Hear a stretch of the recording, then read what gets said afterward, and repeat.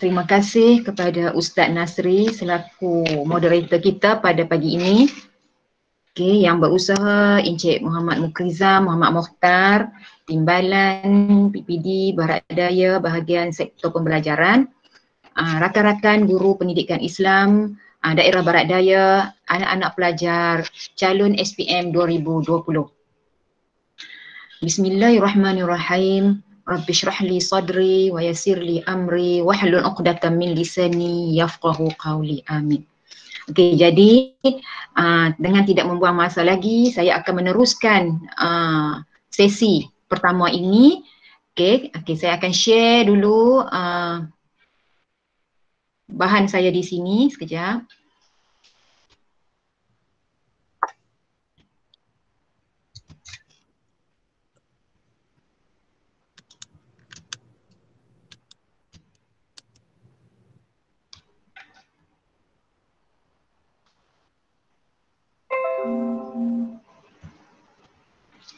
Okey, kita teruskan. Okay, boleh nampak kan? Baik, jadi untuk pengetahuan semua, dalam sesi pertama ini saya akan bentangkan tentang cara kita menjawab untuk soalan bahagian subjektif, iaitu daripada kertas 1 dan daripada kertas 2. Jadi untuk sesi ini kita lebih fokus kepada soalan subjektif sahaja. Okey, kita mulakan dengan kertas 1. Okey, soalan yang mengandungi soalan subjektif ialah daripada bahagian B, iaitu soalan 1 datangnya daripada bahagian akidah, yang kedua soalan ibadat, soalan ketiga soalan tentang tamadun dan adab, soalan 4 soalan tamadun dan adab.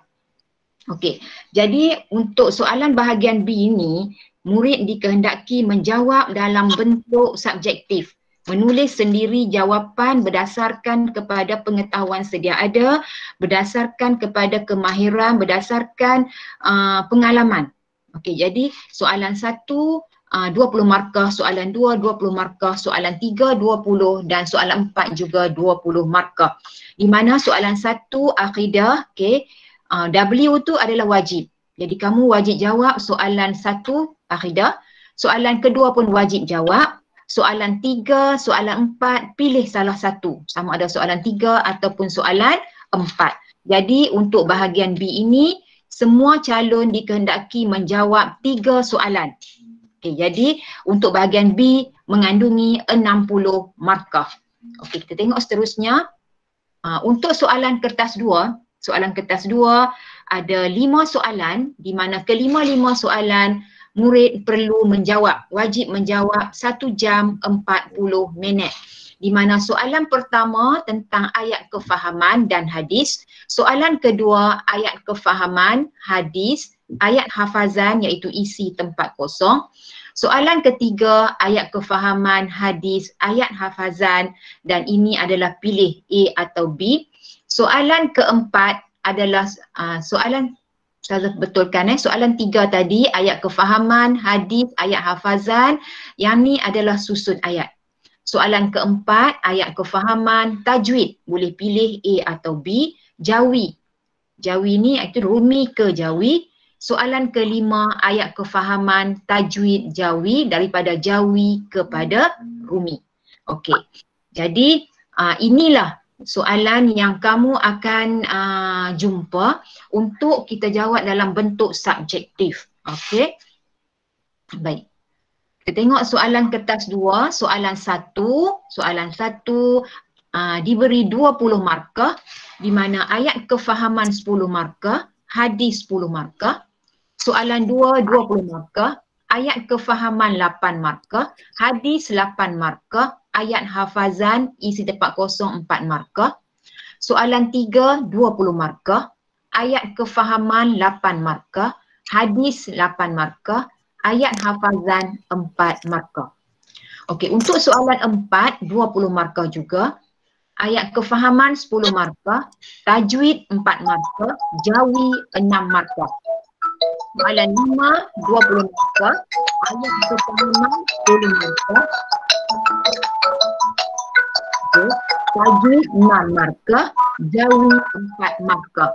Jadi daripada SPM 2019, okey, apa yang Ustazah nampak untuk ayat kefahaman, jika kamu tengok daripada slide ni, ayat kefahaman terdapat di 5 soalan, iaitu ada 5 tajuk yang memberi 46 markah. Hadis 3 tajuk, untuk soalan 1, soalan 2 dan soalan 3, 26 markah. Ayat hafazan 2, 8 markah. Tajwid 10 markah. Jawi, menjawikan dan merumikan 10 markah. Jadi untuk soalan kertas 2 ada 100 markah.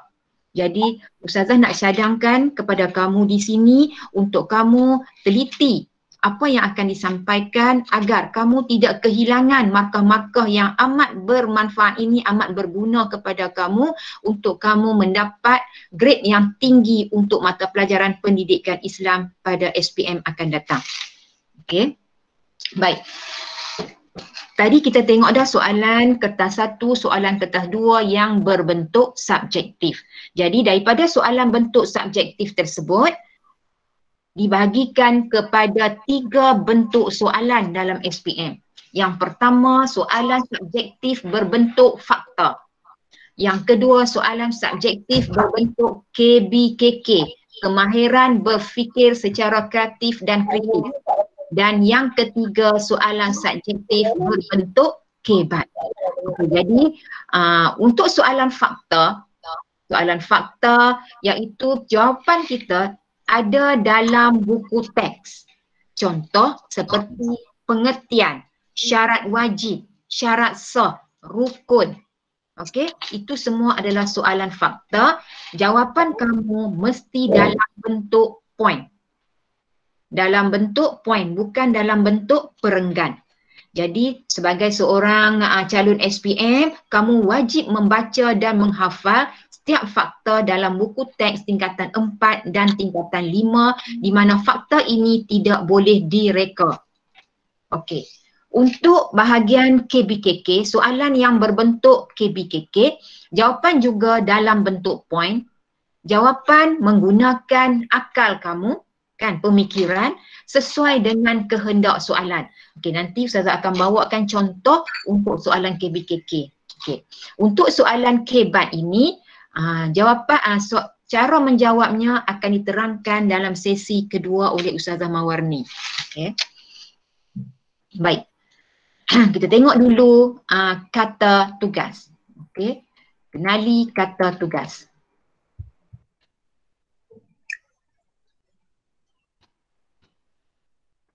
Okey.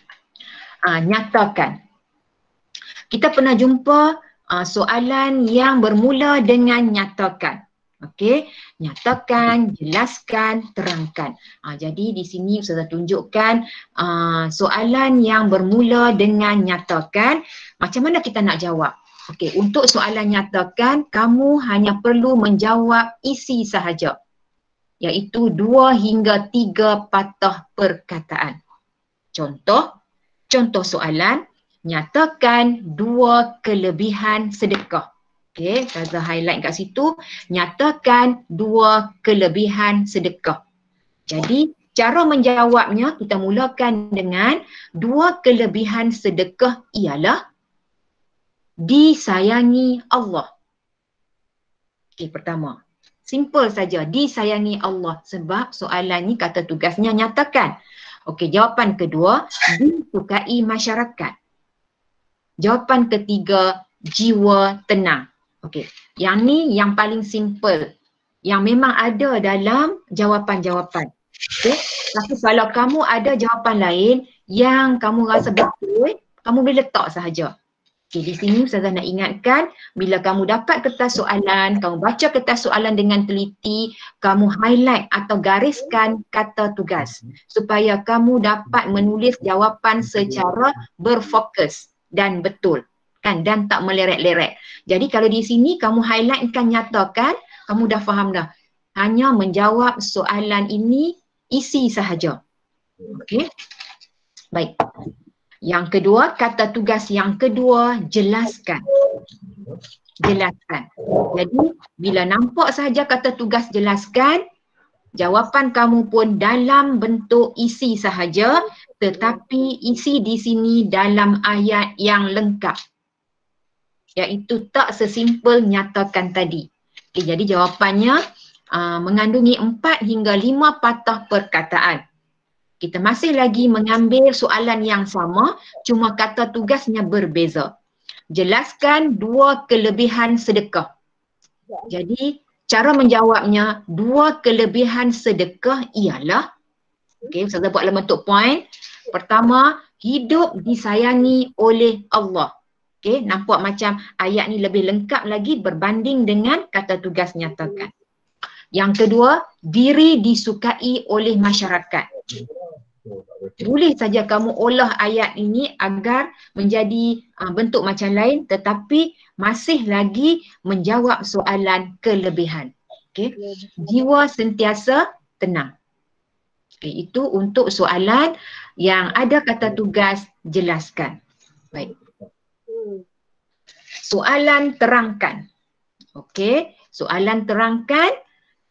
Kata tugas yang ada terangkan, kata tugas terangkan perlu ada isi, okey, perlu ada suka. Suka ni apa? Kata penghubung yang Ustazah ringkaskan daripada S untuk supaya, U untuk, K kerana, A agar, kemudian huraian. Jadi untuk soalan terangkan, kata tugas terangkan, kamu perlu menjawab ada isi, ada suka, ada huraian. Jadi ayatnya lebih panjang sedikit daripada ayat jelaskan. Okay. Contoh soalan, terangkan 2 kelebihan sedekah. Jadi 2 kelebihan sedekah ialah, Ustazah bagi 1, hidup disayangi oleh Allah. Jadi hidup disayangi oleh Allah ini adalah isi. Kerana itu suka ataupun kata penghubung. Melakukan kebaikan. Okey, barulah kita mendapat ataupun menjawab soalan untuk kata tugas terangkan. Hidup disayangi oleh Allah ini adalah isi, kerana adalah suka, dan melakukan kebaikan adalah huraian. Okey, baik.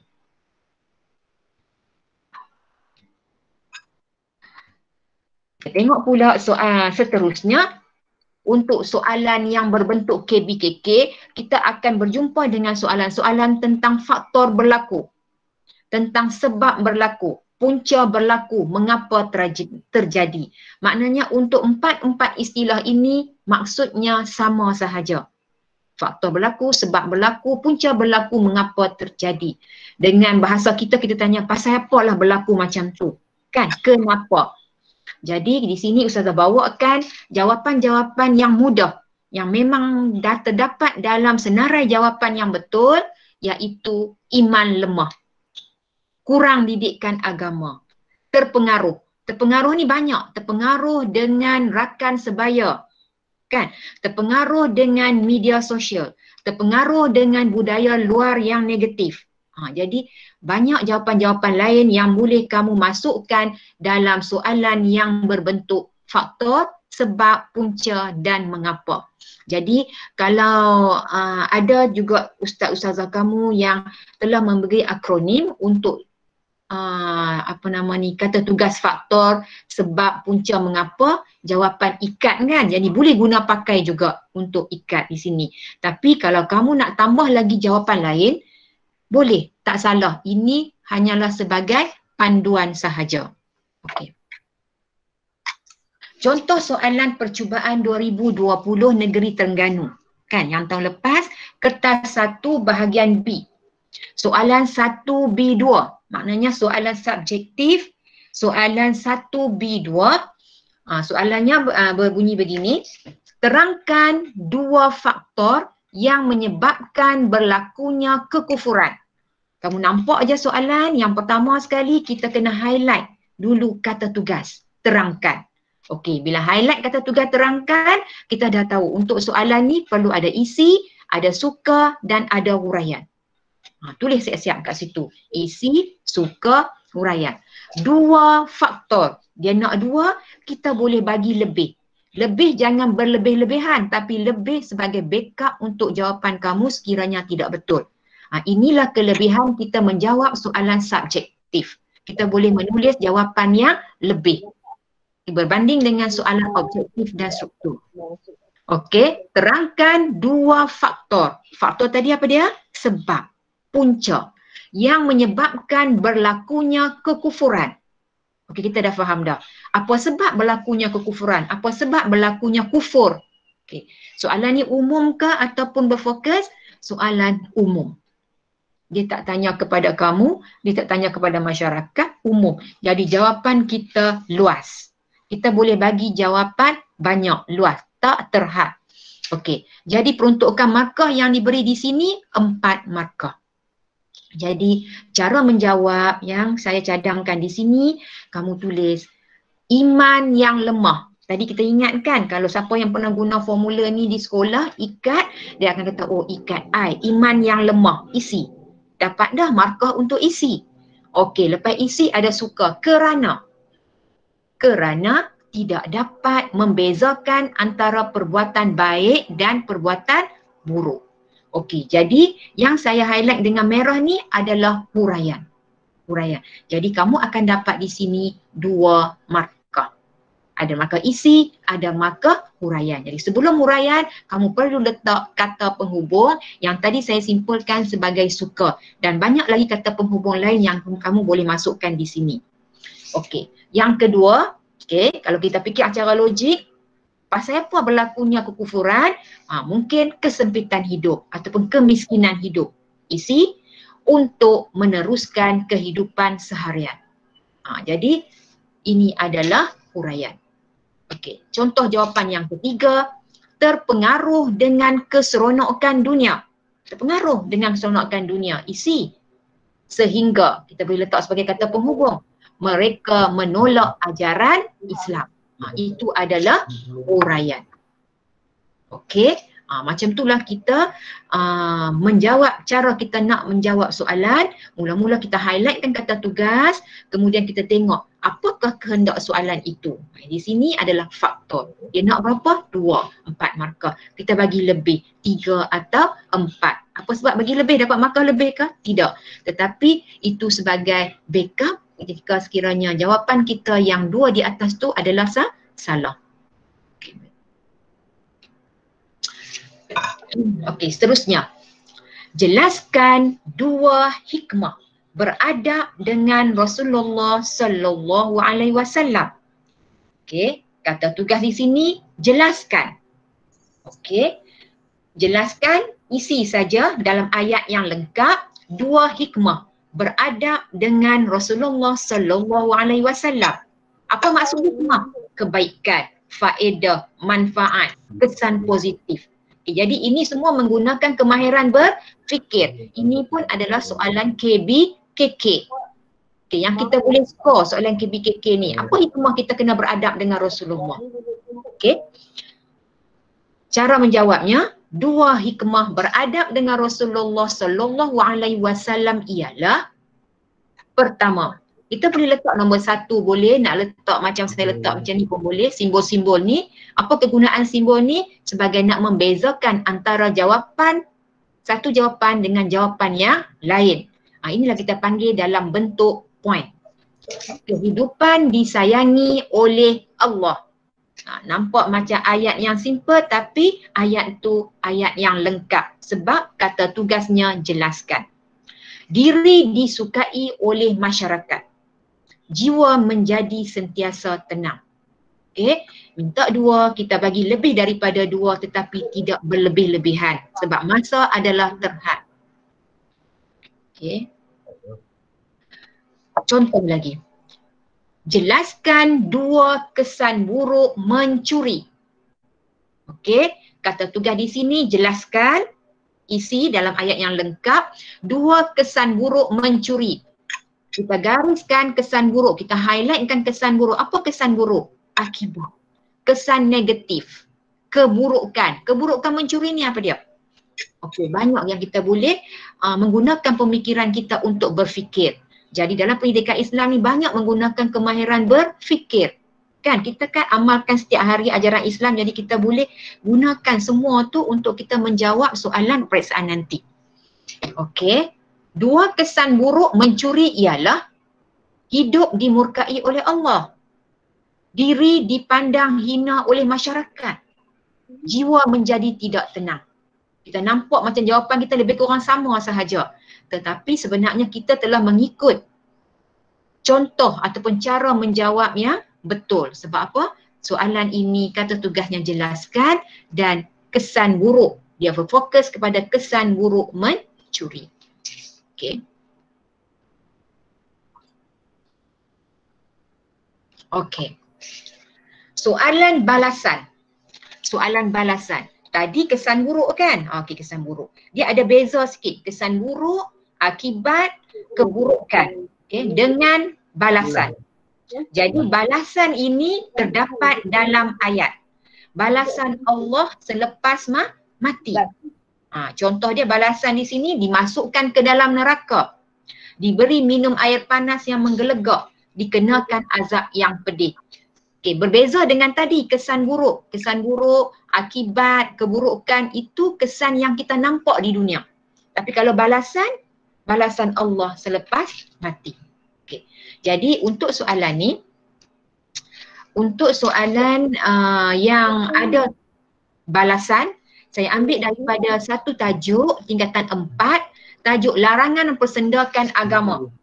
Okay, jadi dalam tajuk larangan persendakan agama ni kita akan jumpa di akhir ayat, Allah nyatakan dalam ayat ni balasan Allah terhadap golongan yang persendakan agama. Okey, mari saya baca kat sini. Bismillahirrahmanirrahim. Lahum syarabun min hamim wa azabun alimum bima kanu yakfurun. Okey. Jadi di sini ada dua balasan Allah yang disebut dalam ayat 70 surah Al-An'am, iaitu syarabun min hamim, diberi minuman panas yang menggelegak, wa azabun alim, dan dikenakan azab yang pedih. Jadi kedua-dua balasan Allah ini berlaku di dalam neraka. Jadi kita boleh masukkan jawapan kita. Contohkan soalan negeri Melaka. Soalan trial baru-baru ni. Dinyatakan soalan, dimasukkan soalan, jelaskan balasan terhadap golongan yang mempersendakan agama. Jadi kata tugas jelaskan, mesti dalam bentuk ayat yang lengkap, isi saja balasan. Balasan iaitu selepas mati. Apa balasan? Hanya ada 3 balasan ni sahaja. Tadi kita tengok dalam ayat tu, diberi minuman air panas yang menggelegak dan kemudian dikenakan azab yang pedih. Kita masukkan lagi satu jawapan, kedua-dua ni adalah dimasukkan ke dalam neraka. Akan dimasukkan ke dalam neraka. Okey. Baik. Contoh. Sini saya akan bawakan satu contoh soalan tentang kualiti. Kan? Okey, soalannya berbunyi, jelaskan contoh melaksanakan amalan nawafil secara berkualiti.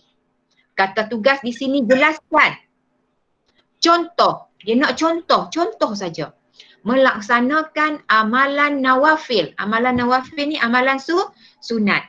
Tajuk ini terdapat dalam hadis tingkatan 5. Orang beriman kekasih Allah. Jadi secara berkualiti. Dia nak secara berkualiti. Maka jawapan kita pun kena ada istilah yang menunjukkan berkualiti. Contoh jawapan, sentiasa berzikir dengan ikhlas. Jadi ikhlas tu menunjukkan berkualiti. Sentiasa berzikir dengan ikhlas. Melazimi mengerjakan solat sunat dengan khusyuk. Khusyuk tu menunjukkan berkualiti. Rajin membaca Al-Quran. Kalau berkualiti, dengan bertajwid. Dengan bertaranum. Macam tu.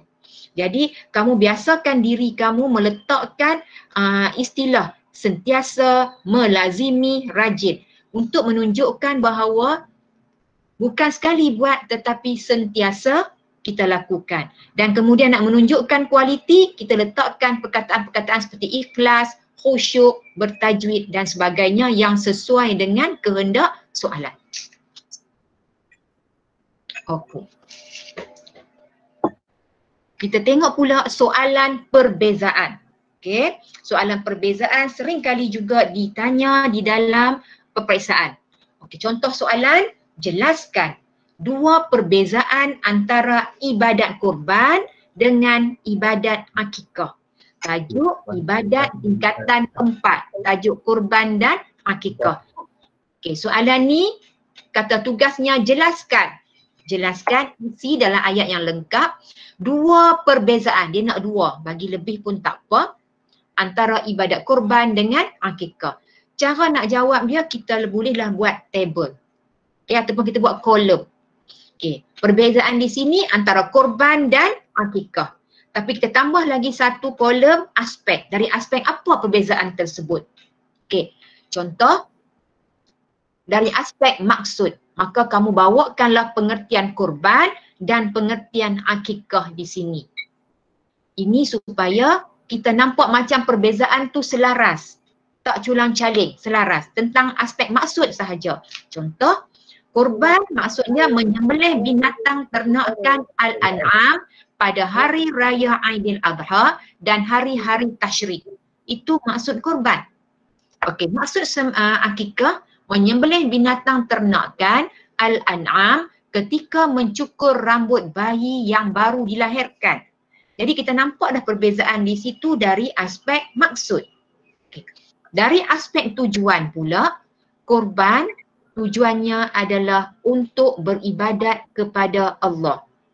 Okay. Akikah sebagai tanda kesyukuran kita kepada Allah kerana mendapat cahaya mata. Jadi di sini Ustazah bawakan dua aspek. Kamu boleh bagi lagi aspek lain dari segi masa. Bila kita nak kurban dan akikah. Okey? Aspek agihan daging kurban dan daging akikah. Okey? Agihan daging pun boleh juga. Okey, jadi kamu boleh tengok lagi sekali perbezaan-perbezaan di dalam tingkatan 4 dan tingkatan 5. Banyak perbezaan. Contohnya haji dan umrah. Kan? Mahar musamma dengan mahar misil, banyak lagi. Okay. Baik. Okay, soalan seterusnya kita tengok bentuk soalan positif. Jadi pada tahun 2019 SPM sebelum ini dalam soalan kertas 2, soalan 2A3, okay, didatangkan soalan berbentuk positif. Terangkan dua sebab Islam mengutamakan perdamaian. Kalau kita tengok sekali lalu kita kata jawapan kita ni boleh je letak apa pun kan. Tetapi kita kena berhati-hati. Kita kena teliti dengan soalan. Kita tengok betul-betul, terangkan. Terangkan, kita garis, kita highlight. Isi, suka, huraian. Dua sebab Islam mengutamakan perdamaian. Jadi soalan ni berbentuk positif. Berbentuk positif. Sebab apa? Mengutamakan perdamaian. Okey, cara nak jawabnya. Okey, cara menjawabnya, kita tengok. Jawapan kita mesti juga dalam bentuk positif. Okey. Contohnya, rakyat dapat hidup dengan selesa. Okey, sebab Islam mengutamakan perdamaian, rakyat dapat hidup dengan selesa. Isi, kerana tiada pergaduhan. Ada kata penghubung, suka, dan tiada pergaduhan ni huraian. Pembangunan semakin pesat. Sebab apa Islam mengutamakan perdamaian? Sebab nakkan pembangunan semakin pesat. Isi, kerana kerjasama semua pihak. Ekonomi negara mantap. Isi, kerana tiada sebarang gangguan. Jadi ini juga soalan yang berbentuk KBKK. Kita boleh fikir sendiri secara rasional, secara logik sebab apa Islam mengutamakan perdamaian. Okey, kita tengok ayat soalan tu positif, maka jawapan kita pun berbentuk positif. Okay. Seterusnya, kita tengok pula soalan yang berbentuk negatif. Okey, Terdapat juga dalam soalan SPM 2019 yang lalu dalam kertas 2, soalan nombor 1B2. Jelaskan 4 sebab Islam melarang perbuatan menzalimi dan menghina. Okey, kata tugas di sini jelaskan. Jangan lupa kata tugas. Kata tugas kena highlight, kena gariskan. Sebab ini nak menentukan cara kita menjawab supaya kita tak kehilangan markah. Jelaskan 4 sebab. 4 sebab Islam melarang. Nampak melarang. Positif ke negatif? Negatif. Melarang. Melarang apa? Perbuatan menzalimi dan menghina. Okey, kalau kita masih ingat lagi, kamu masih ingat lagi, kalau ada perkataan menzalimi, menghina ni adalah soalan hadis tingkatan 4, perpaduan teras kemajuan. Okey, 4 markah. Okey, cara kita nak jawab, jawapan kita mesti dalam bentuk negatif. Okey, bentuk negatif, contoh jawapannya adalah memutuskan silaturahim. Nampaknya memutuskan silaturahim, itu negatif. Sesama umat Islam. Kenapa tidak ada huraian? Sebab ini adalah soalan jelaskan. Kata tugas jelaskan. Tapi kalau kamu kata saya nak letak jugalah huraian, boleh tak Ustazah? Boleh, silakan. Tak salah. Okey. Mendorongkan seseorang melakukan jenayah terhadap orang lain. Jawapan berbentuk negatif yang menjawab soalan tadi. Sebab apa Islam melarang perbuatan menzalimi dan menghina? Okey, tu. Mewujudkan suasana benci membenci antara satu sama lain. Jawapan negatif daripada soalan yang negatif. Okey, saya harap kamu faham. Saya ulang lagi sekali, soalan positif, jawapan dalam bentuk positif, soalan negatif, jawapan pun dalam bentuk negatif. Okey.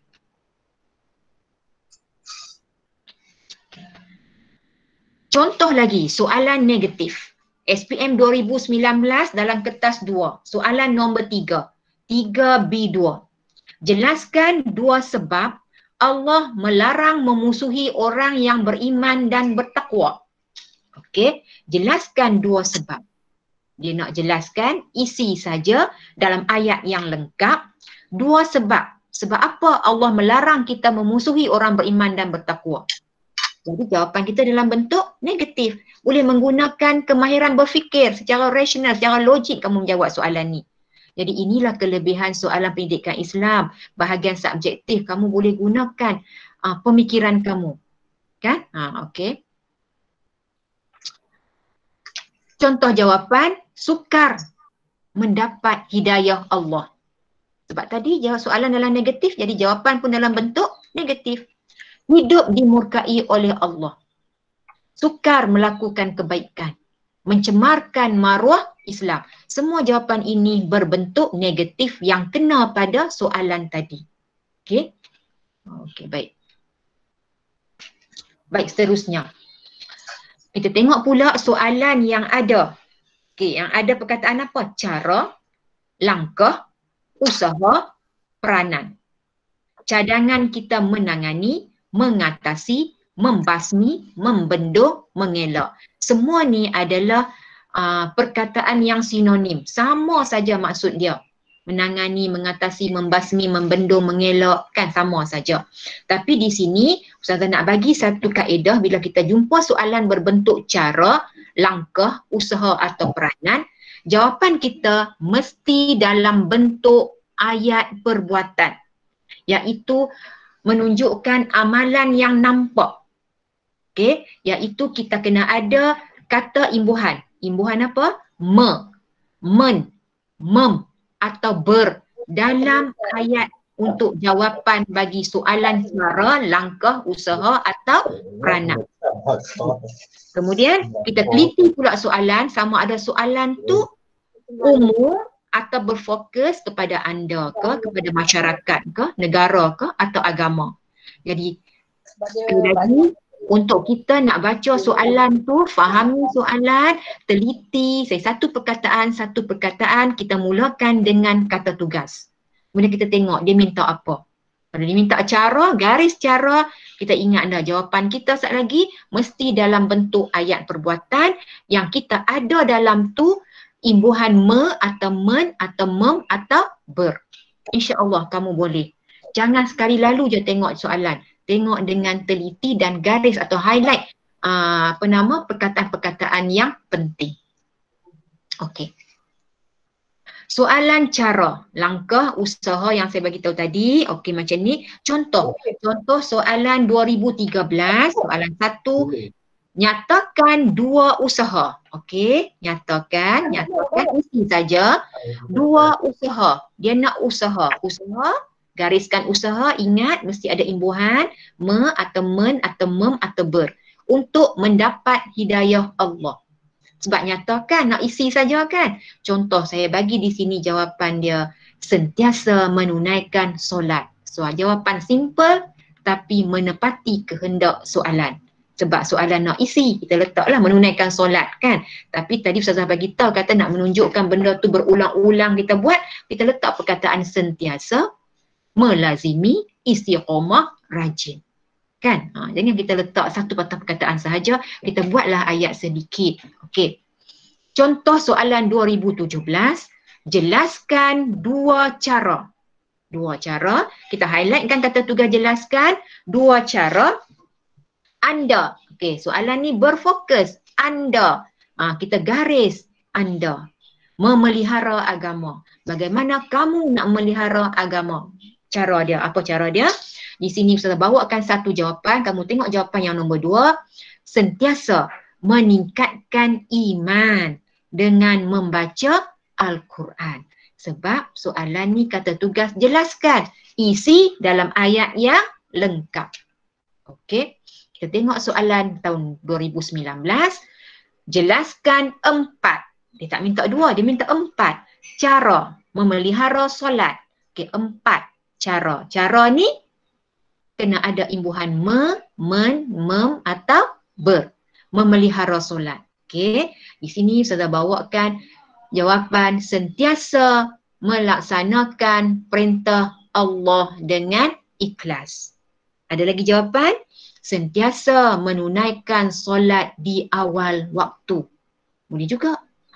Jadi ada macam-macam bentuk jawapan yang kamu boleh menggunakan kemahiran kamu berfikir secara logik dan rasional yang kamu buat tiap-tiap hari.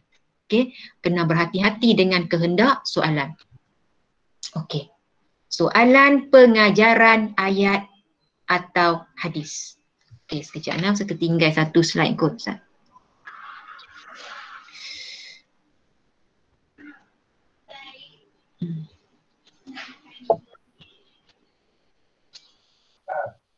Okey.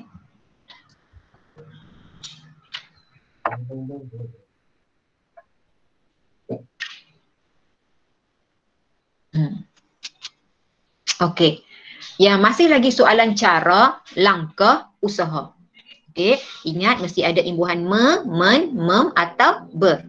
Okey, cara apa? Cara nak mengatasi, cara membendung, cara membasmi, cara mengelak perbuatan maksiat ataupun sifat-sifat keji atau sifat mazmumah.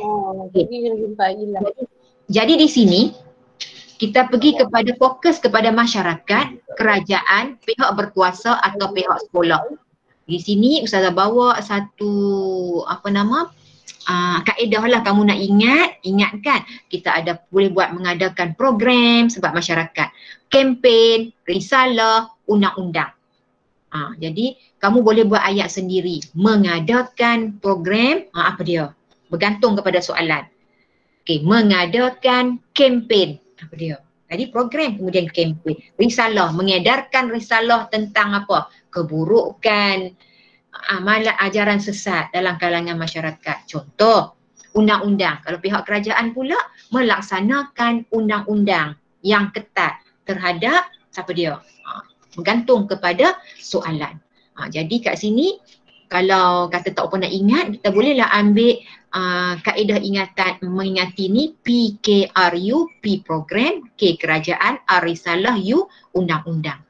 Jadi ini fokus kepada masyarakat, kerajaan, pihak berkuasa atau pihak sekolah. Ini bukan untuk anda. Okey.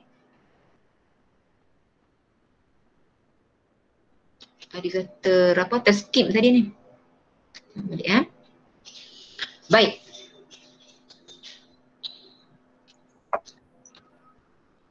Masih lagi cara langkah usaha kan. Kita nak mengatasi, menghindari, membendung, cara mengelak, cara menjauhi, cara membasmi perbuatan maksiat ataupun sifat keji, sifat mazmumah. Kamu kena teliti dengan soalan umum atau anda. Okey. Okey, cara langkah kita bagi sedikit kaedah kepada kamu untuk diri sendiri. Cara kita nak menghindari perbuatan maksiat, perbuatan sifat mazmumah pada diri sendiri. Okey, macam mana dia? Okey, kita boleh letak, saya akan menghadiri majlis ilmu. Saya akan meningkatkan keimanan kepada Allah. Saya akan berkawan dengan orang yang baik. Cara nak jawab bergantung kepada kata tugas. Nyatakan, jelaskan, terangkan. Ini hanya sebagai satu formula untuk kamu ingat. Kan? Hadiri, tingkatkan, berkawan. Tapi kalau murid yang boleh ingat ni, HPB ni, dia boleh lah ikut suka dia nak buat macam mana. Okey. Jadi untuk diri sendiri, yang ni untuk orang lain. Kawan anda, masyarakat. Okey, khusus kepada tindakan anda kepada orang lain. Cara nak mengatasi rakan yang sering ponting kelas. Macam mana kita nak buat? Kita jawab. Saya akan menasihati ke arah kebaikan. Sambung lagi ayat. Saya akan melaporkan kepada guru disiplin. Kalau di sekolah. Saya akan mengajak rakan saya menghadiri majlis ilmu ataupun saya akan mengajar dia. Kan? Yang ni adalah sebagai satu panduan sahaja sekiranya kamu tak ingat. Okey?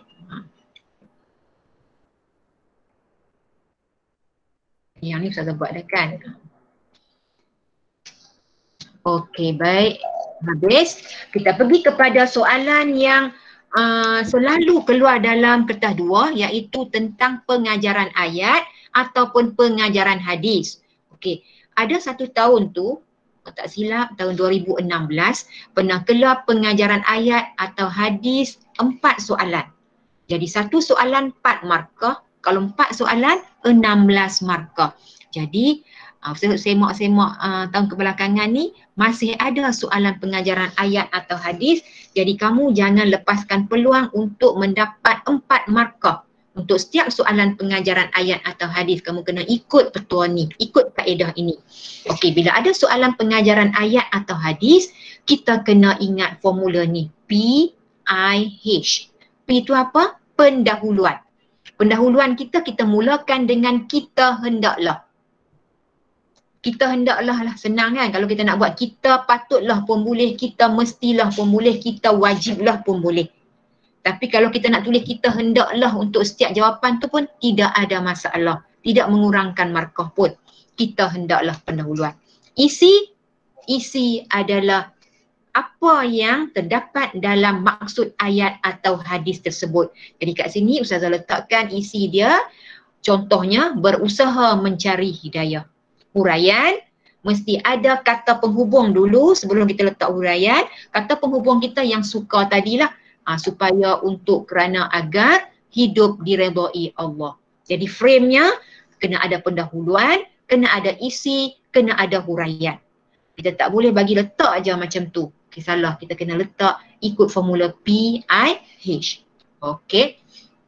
Ataupun saya buat dalam bentuk ayat macam ni. Kita hendaklah, okey, apa isi dalam ayat ataupun hadis tersebut. Suka ni kata penghubung, kemudian huraian. Okey, macam mana kita nak ambil isi dia? Tips nak mencari isi bagi jawapan soalan pengajaran ayat atau hadis. Kan? Jadi untuk soalan kefahaman ayat dan kefahaman hadis memang tidak dinyatakan terjemahan ayat Al-Quran atau hadis. Cuma diletakkan sahaja keterangan di bawah ayat tersebut. Kan? Jadi tips nak mencari isi bagi jawapan tersebut kita boleh ambil daripada maksud ayat atau hadis yang terdapat dalam soalan tersebut.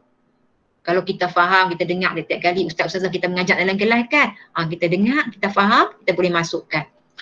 Kita boleh ambil isi daripada keterangan di bawah ayat atau hadis dalam soalan tersebut.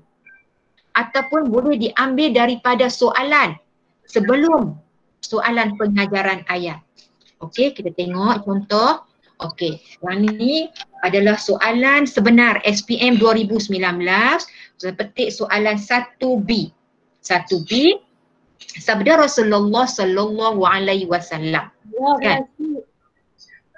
An Abi Hurairah radhiyallahu anhu qala Rasulullah sallallahu alaihi wasallam. Okey. La tahasadu wa la tanajashu wa la tabaghadu wa la tadabaru wa la bai'a ba'dukum ala bai'i ba'd. Hingga akhir hadis lah kan. Rawahu Muslim. Kita tengok hadis ni kata, ya Allah, benda ni tak faham. Tapi kita tengok bawah dia, keterangan hadis ni. Dia bagi tahu hadis di atas melarang perbuatan menzalimi dan menghina sesama Islam. Keterangan tu dia bagi dah, dia highlight dah apa dia? Hadis di atas melarang perbuatan menzalimi dan menghina sesama Islam. Kita ambil highlight ni, menzalimi dan melarang perbuatan menzalimi, melarang perbuatan menghina sesama Islam. Kita boleh buat pengajaran hadis untuk 2 poin dah. Satu, melarang perbuatan menzalimi, dan satu lagi, melarang perbuatan menghina. Okey. Contoh jawapan, kita letak dulu pendahuluan, kita hendaklah. Pendahuluan. Menjauhi perbuatan menghina. Menjauhi perbuatan menghina. Kat mana kita ambil? Ambil daripada keterangan hadis tadi. Kerana, kena ada kan suka tu, kemudian huraian dia, ia boleh membawa kepada perpecahan masyarakat. Jadi yang huraian ni kita boleh pasang saja. Kita boleh letak saja ayat yang bersesuaian dengan isi. Huraian yang bersesuaian dengan isi. Kalau di sini kita ambil isi dia, isi mesti isi yang ada kaitan dengan maksud hadis. Okey, boleh? Jadi kalau kita tengok soalan pengajaran, selalunya dia letak soalan yang terakhir sekali. Soalan ketiga. Terangkan 2 pengajaran daripada hadis di atas. Dia minta 2 kan? Kita boleh ambil satu, melarang perbuatan menzalimi sebagai isi, dan satu lagi melarang perbuatan menghina sesama Islam. Jadi ada 2 isi. Huraian kita mestilah huraian yang berbeza antara satu sama lain, tetapi ada kaitan. Okay, boleh? Baik, jadi siap kat situ, saya tunjuk. Okey. Baik, kita tengok sedikit tentang tokoh. Okey, kertas 1, tokoh. Okey, kita belajar tokoh ni banyak. Ada 12 tokoh kita belajar daripada form 4 sampai form 5. Jadi dalam 12 tokoh tersebut boleh kita kategorikan kepada 3 bahagian.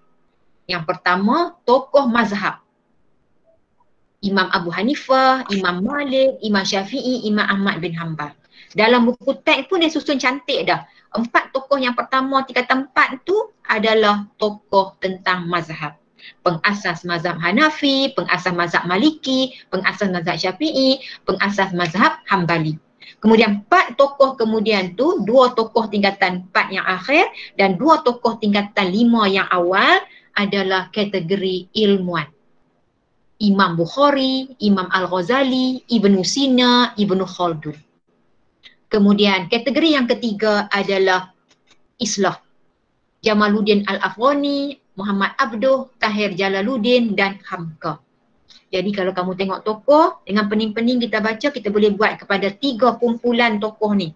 Mazhab, ilmuwan, Islah. Yang penting kamu kena baca dan kamu kena faham tentang tokoh-tokoh tersebut. Masih ada masa lagi. Okey, jadi kita tengok sedikit tentang analisis kertas 2 SPM. Okey, analisis kertas 2 SPM yang diambil daripada tahun 2004 sehingga 2019. Okey, jadi bila kita buat analisis ni untuk tingkatan 5, okey, tingkatan 4, ini tingkatan 4, manusia perlu bersyukur.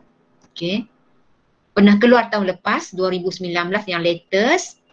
Rasul penyampai wahyu terakhir 2018. Larangan persendakan agama terakhir 2017.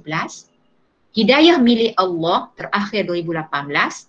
Akidah teras kehidupan terakhir 2017 dan ciri-ciri mukmin berjaya 2019.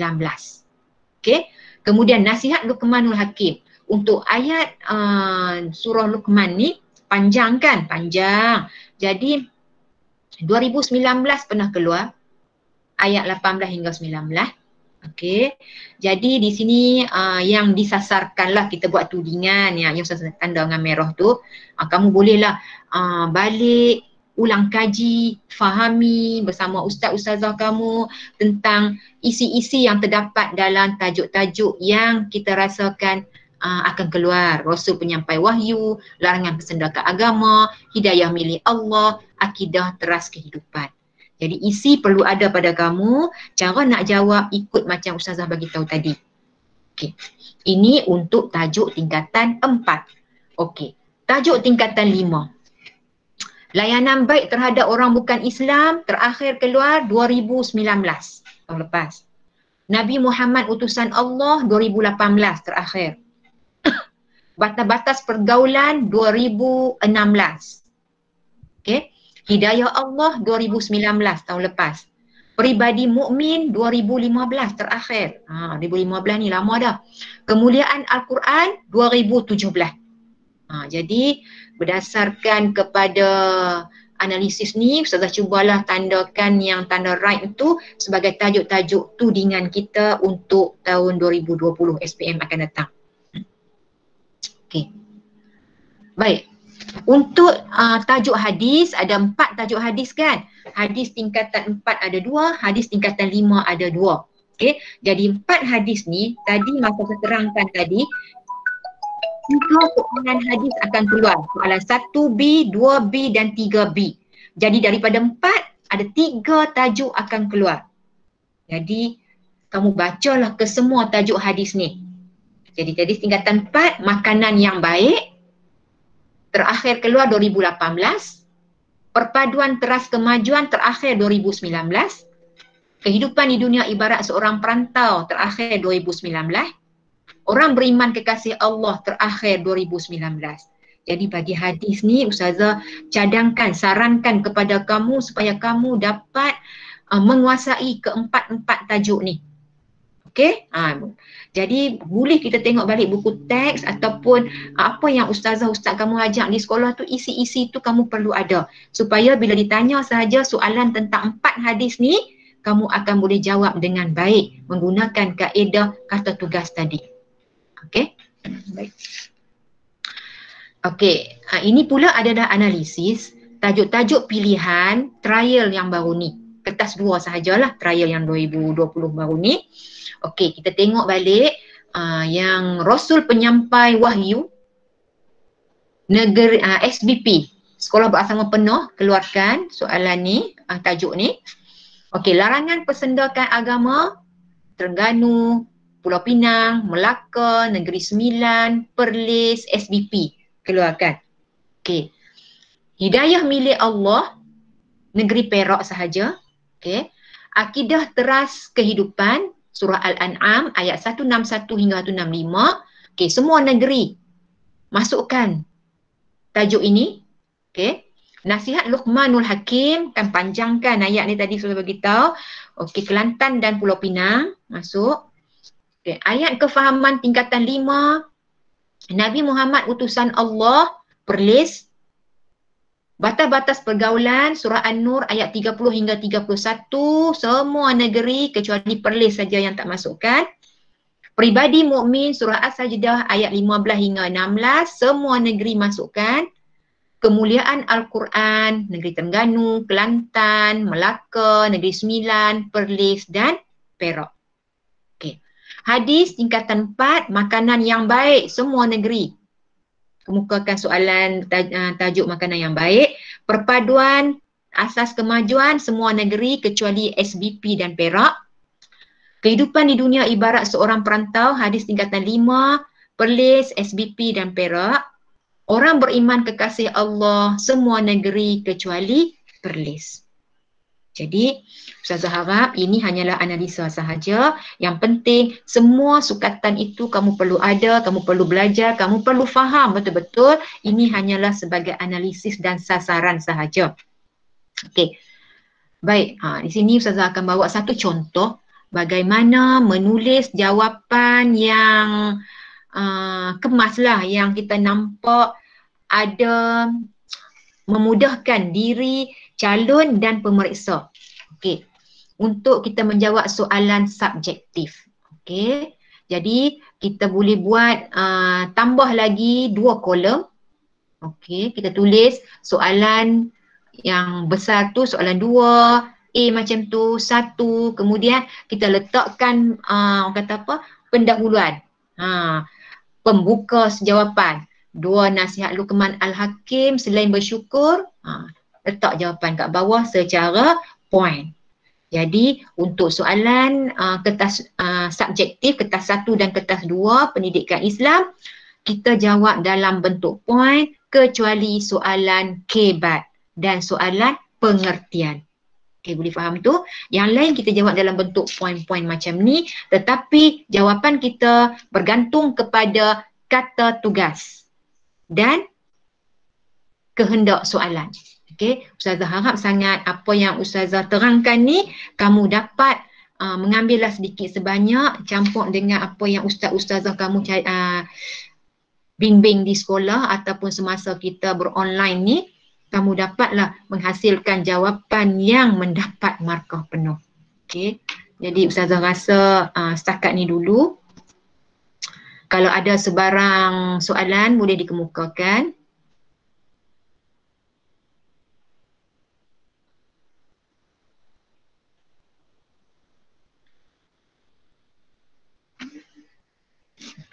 Ya Ustaz.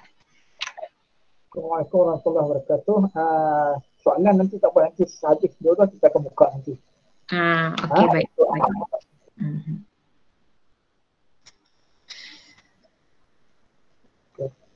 Terima kasih diucapkan kepada Ustazah Mahfudah atas pemerangan yang amat bermanfaat, khususnya untuk pelajar, untuk murid SPM tahun 2020 lah.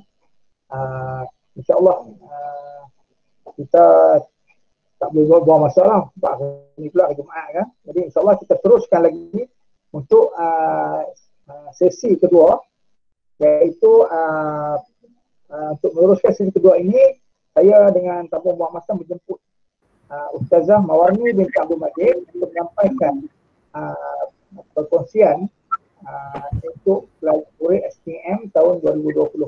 Saya dengan hormatnya mempersilakan Ustazah Mawarni binti Abdul Majid. Silakan.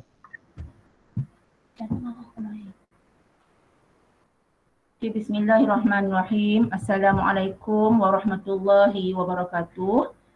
Yang berusaha Encik Mukhrizam, Timbalan PPD bagi sektor pembelajaran, yang dihormati Ustaz Nasri sebagai moderator pada hari ini, seterusnya rakan-rakan guru serta yang disayangi sudah tentu anak-anak murid yang mengambil SPM khasnya bagi subjek pendidikan Islam bagi daerah Barat Daya. Okay, sebelum tu saya nak tanya, clear ke suara? Clear. Clear. Okay, saya akan share slide.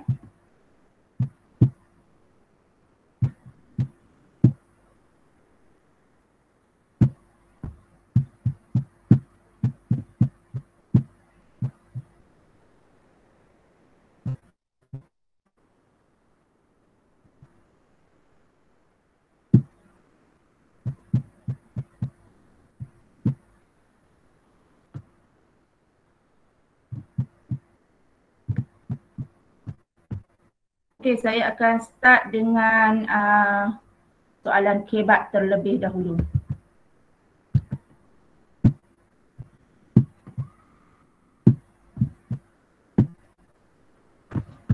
Okay, murid-murid yang dihormati sekalian, apa itu kebat? Kebat ini merupakan kemahiran berfikir aras tinggi. Okay, bila dinamakan kemahiran berfikir aras tinggi, pelajar-pelajar jangan menyangka semua soalan kebat yang keluar itu semuanya aras tinggi. Tidak. Lembaga peperiksaan akan memberi soalan kebat itu ada aras rendah, aras sederhana dan juga aras tinggi yang mampu dijawab oleh semua calon-calon SPM. Okey, sebelum itu kita tengok apakah bentuk item kebat untuk kamu mengenali yang mana satu soalan kebat. Apa tujuan kamu nak mengenali soalan kebat? Supaya kamu tak melakukan kesilapan semasa menjawab soalan. Seperti yang Ustazah Mahfuziah sebut tadi, kalau bukan soalan kebat, kamu mesti menjawab dalam bentuk poin. Tetapi berbeza bagi item soalan kebat yang mana cara menjawabnya adalah berbeza. Kita tengok satu persatu bagaimana cara kamu nak mengenali soalan kebat. Okey, yang pertama, soalan kebat selalunya dia ada stimulus. Apa dia stimulus itu? Iaitu penyataan soalan.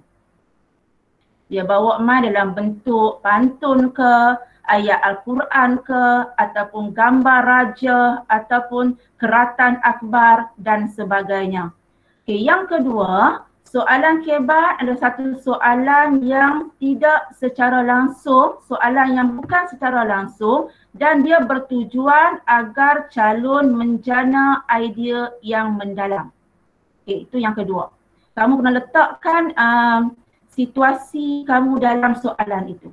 Okey, yang ketiga, soalan kebat dia tidak menggunakan kata tugas yang lazim. Seperti yang Ustazah Mahfuziah sebut tadi, kata tugas yang diterangkan pada kamu seperti nyatakan, jelaskan, terangkan, senaraikan. Tetapi soalan kebat, dia tidak menggunakan kata tugas seperti yang disebut sebelum ini. Jadi kata tugas apa yang digunakan? Kita tengok. Okey. Yang pertama, dia menggunakan kata tugas huraikan. Yang kedua, beri hujah anda. Yang ketiga, sejauh manakah? Yang keempat, pada pandangan anda. Yang kelima, ramalkan. Yang keenam, cadangkan. Okey, ini adalah contoh kata tugas soalan kebat. Bila kamu tengok ada saja kata tugas ini, dalam fikiran kamu mesti setkan ini soalan kebat. Jadi cara menjawabnya adalah berbeza dengan kata tugas yang sebelum ini. Okay.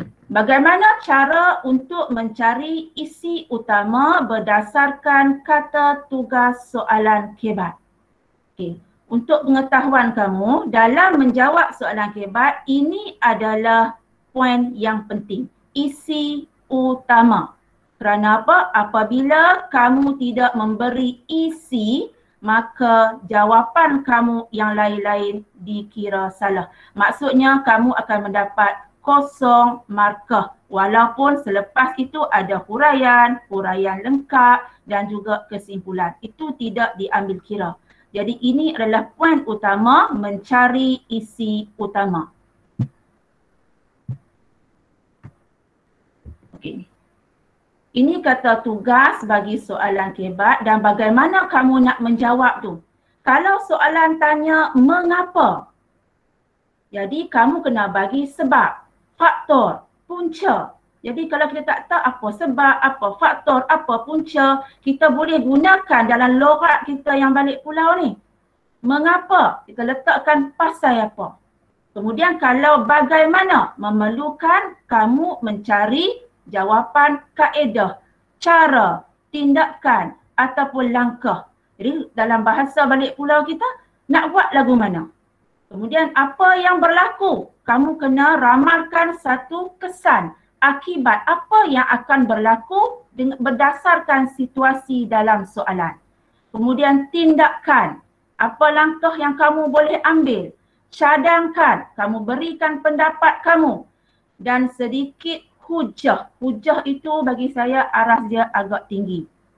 Kerana kamu perlu memberi alasan untuk menyokong atau menentang.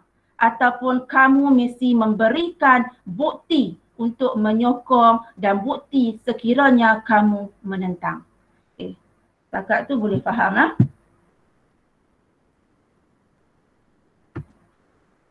Okay, inilah perkara-perkara yang perlu ada dalam menjawab soalan kebat. Saya selalu ulang dalam kelas, perkara-perkara ini sangat penting.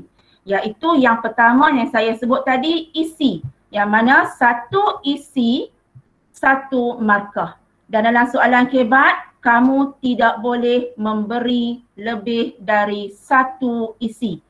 Soalan kebat hanya satu isi sahaja diperlukan.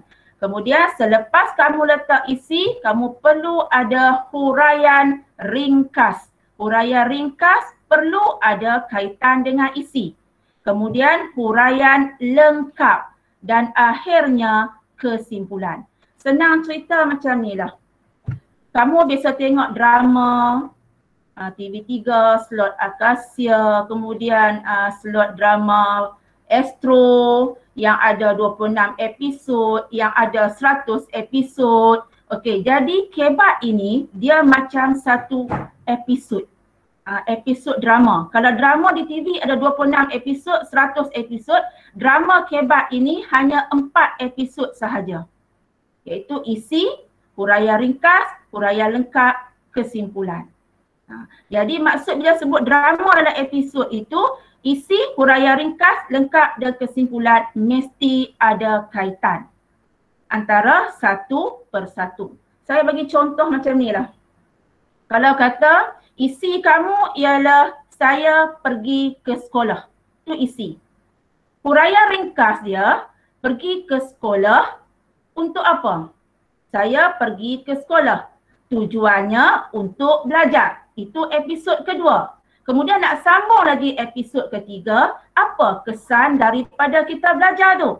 Kesannya saya memperolehi kejayaan yang cemerlang. Dan kesimpulan itu adalah satu ending bagi episod itu yang kamu nak rumuskan dia bagi satu ending yang sangat menarik. Iaitu kesimpulannya, ambil pada isu itu ialah sekolah. Kesimpulannya, kita hendaklah rajin pergi ke sekolah supaya mendapat kejayaan di dunia dan di akhirat. Jadi kamu nampak 4 episod itu adalah saling berkaitan. Barulah jadi satu episod drama yang lengkap dan jawapan kamu sangat menarik. Okey. Cara menjawab kebat yang saya sebut tadi ialah isi. Nak cari isi macam mana? Kamu mesti menjawab persoalan yang ditanya. Kamu jangan jawab apa yang kamu tahu. Kena jawab apa yang ditanya.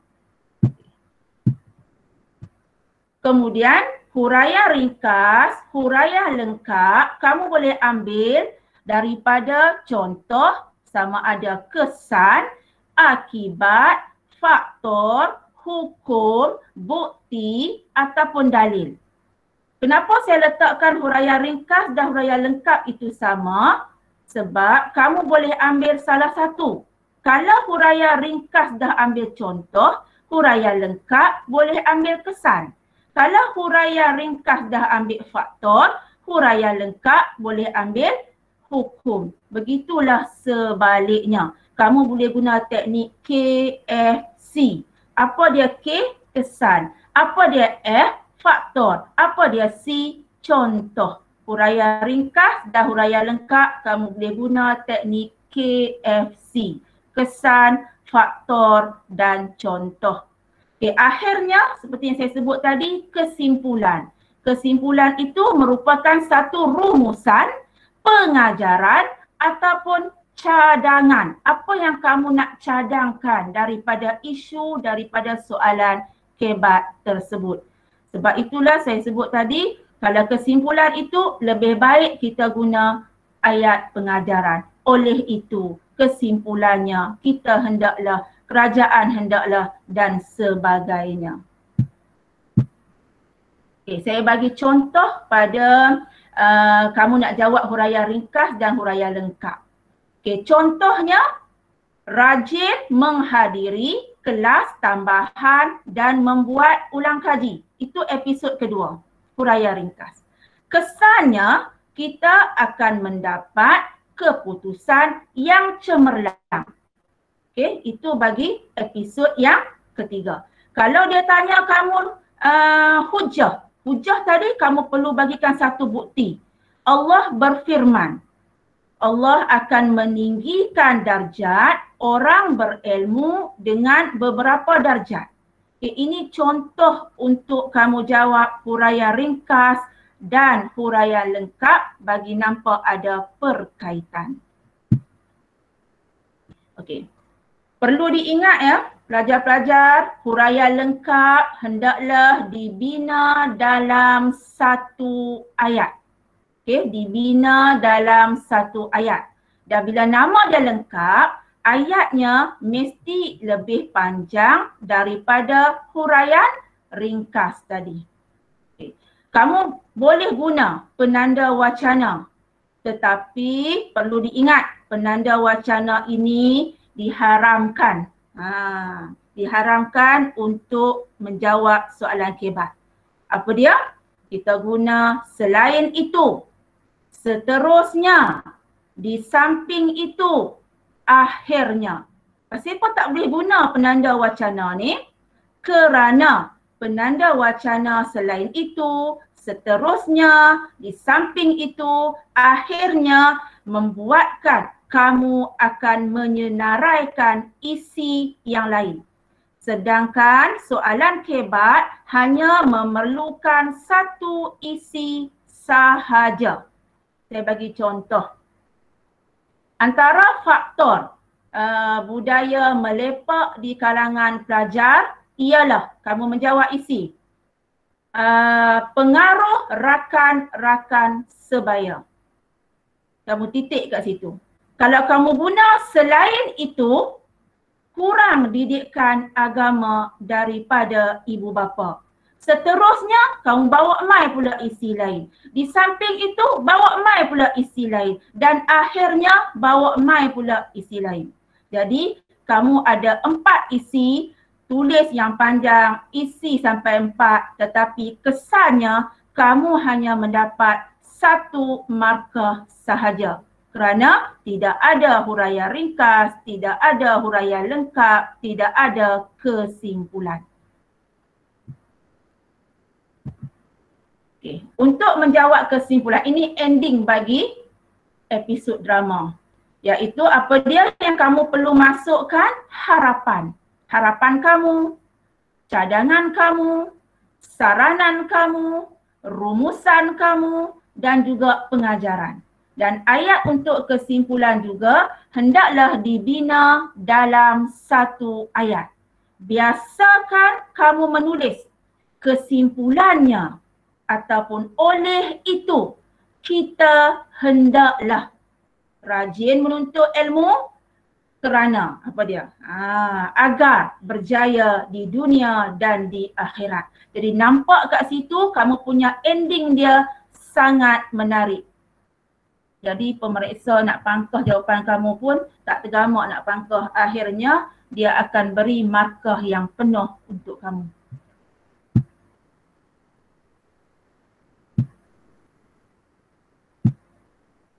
Okay, saya bagi contoh nah.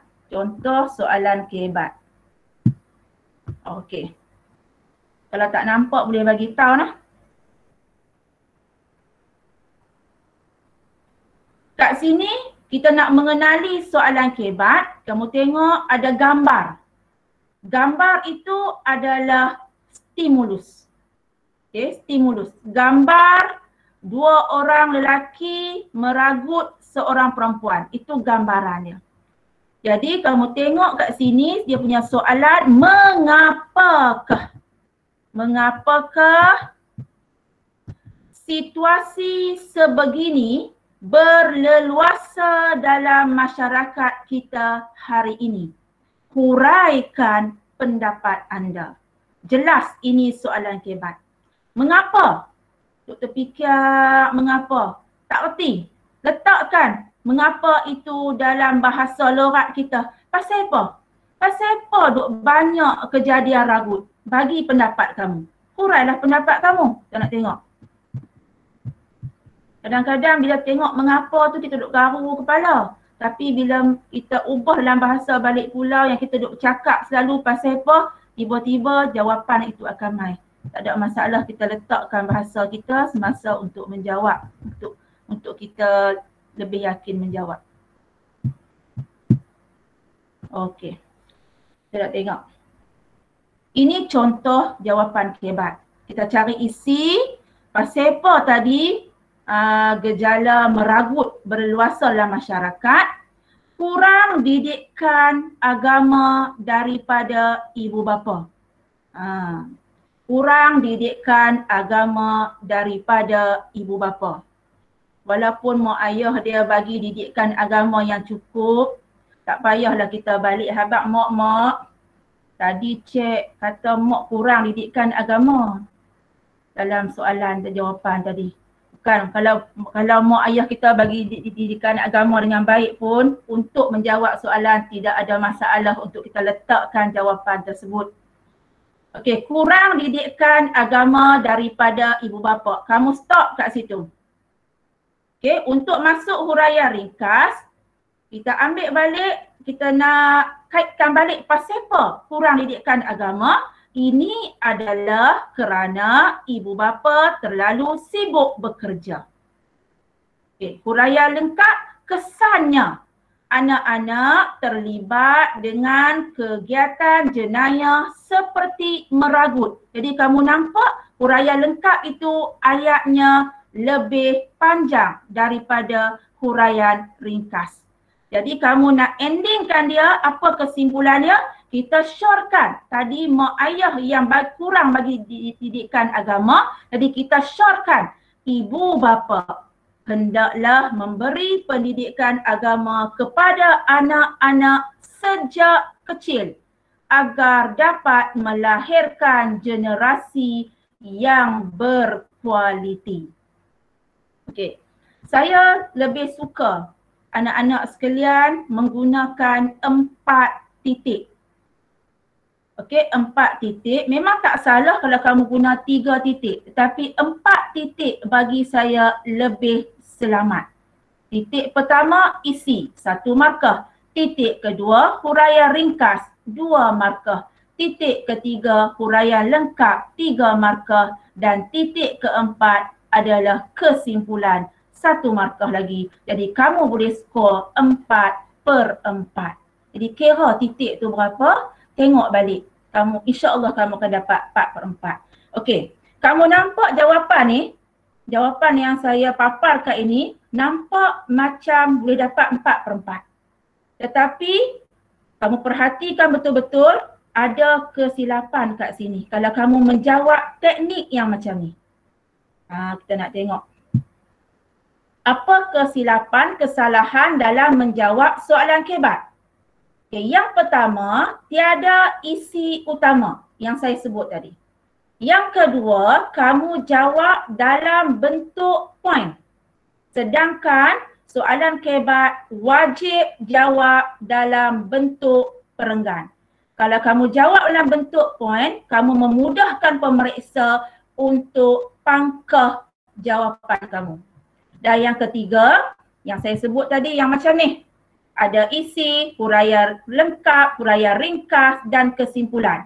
Maksudnya apa kesilapan dia? Kamu labelkan. Kamu labelkan isi apa, huraian ringkas apa, huraian lengkap apa, kesimpulan apa. Tak boleh kamu labelkan. Kamu mesti jawablah bentuk ayat dan pemeriksa yang akan mencari di mana isi, di mana huraian dan di mana kesimpulan. Kamu tak perlu dan tak boleh labelkan. Okey, cara terbaik menjawab kebat. Yang dilabelkan tadi, kamu ubahkan dia menjadi satu bentuk ayat yang sebegini. Jadi, kamu mulakan situasi sebegini berleluasa. Situasi apa? Situasi meragut tadi kerana kurang didikan agama daripada ibu bapa. Stop kat situ.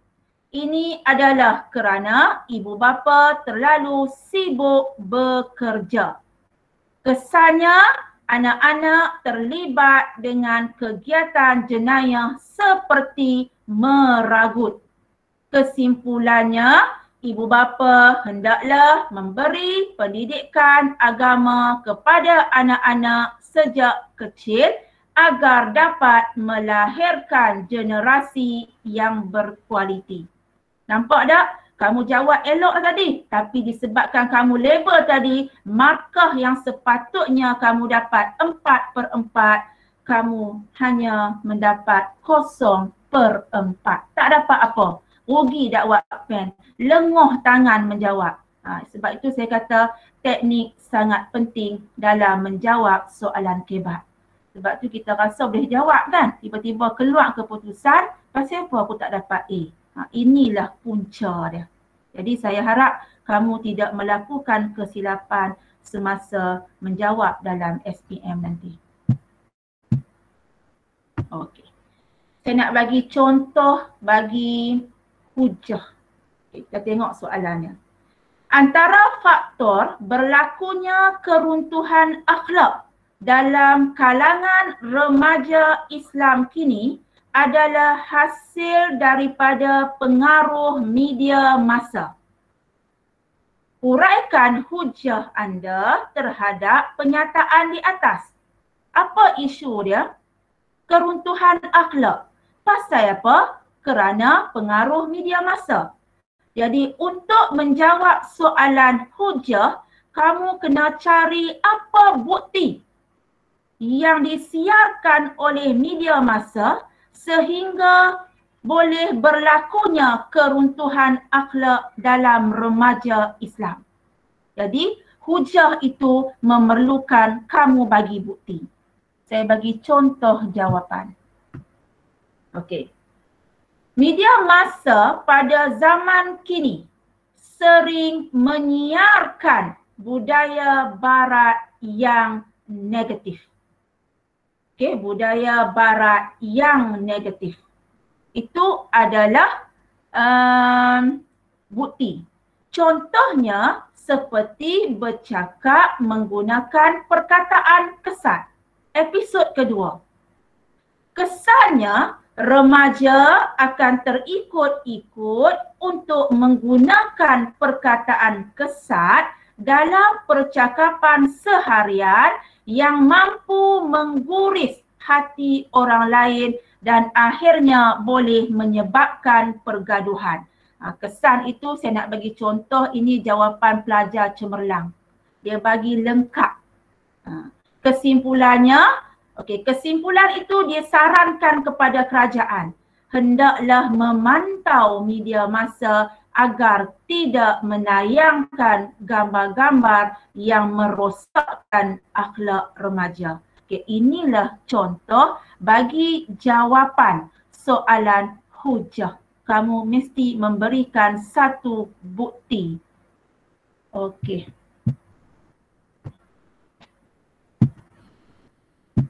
Saya teruskan.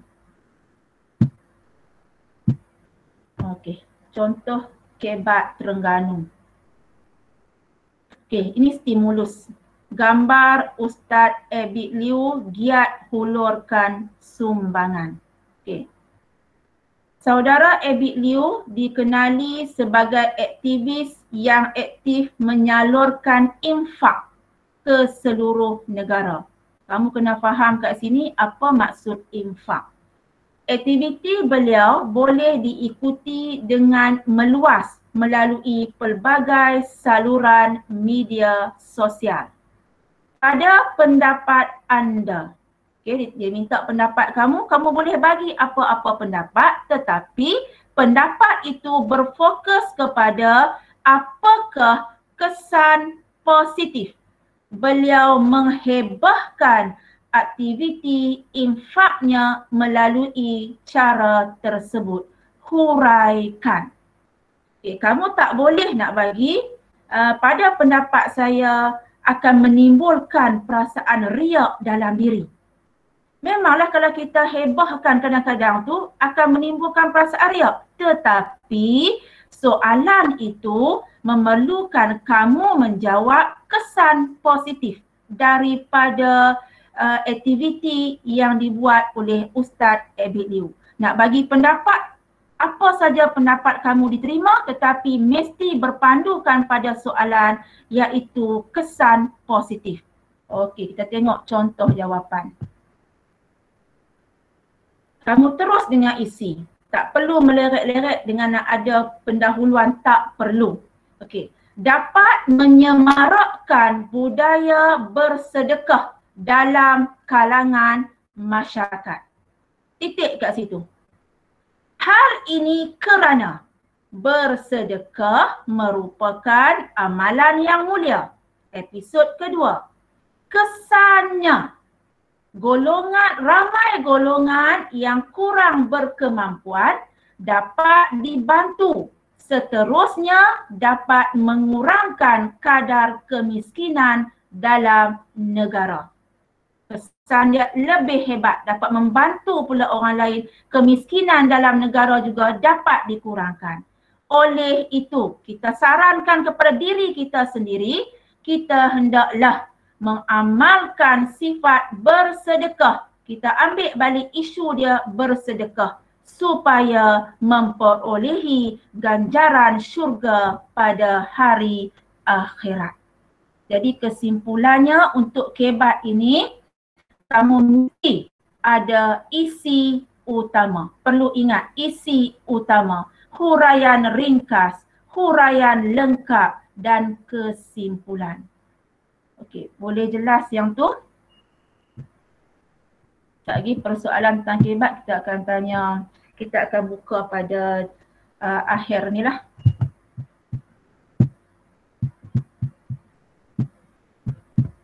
Okey, saya teruskan dengan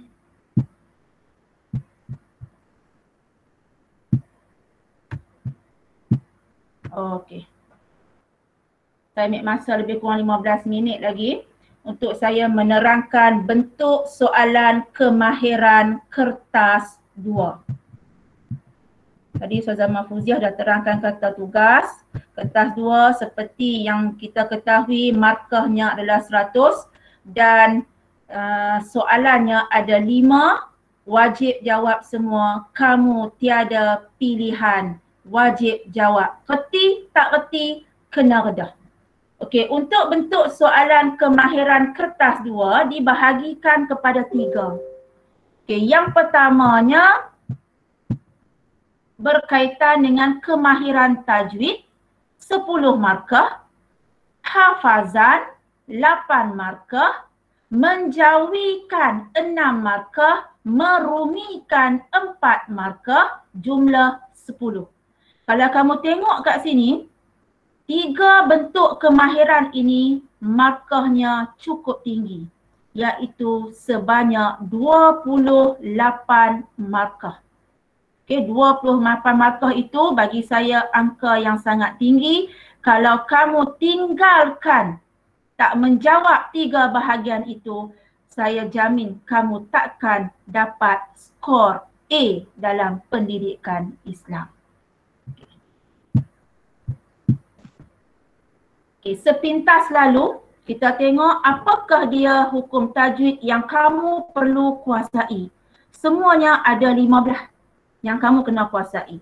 Nun mati, mim mati, qalqalah, alif lam, wajibul qunnah, hukum ra, mad asli, mad wajib mutasil, mad jaiz munfasil, mad silah. Ada lagi? Okey, kita tengok yang nombor sebelah.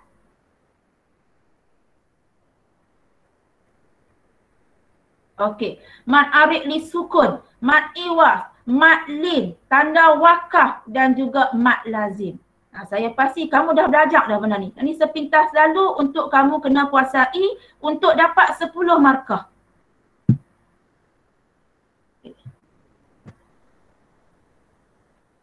Tang mana letaknya soalan tajwid ni kita tengok. Tentunya kertas 2. Kalau pergi cari di kertas 1, memang tak jumpa tajwid ni. Iaitu soalan 4B.